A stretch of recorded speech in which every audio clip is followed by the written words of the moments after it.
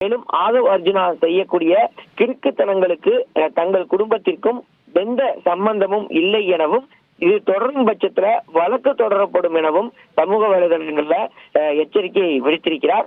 மேலும் பாஜக மாநில தலைவர் அண்ணாமலை குறித்தான ஆதவ் அர்ஜுனா பேசிய வார்த்தைகளுக்கு தான் மன்னிப்பு கேட்டுக்கொள்வதாகவும் அவர் குறிப்பிட்டிருக்கிறார்.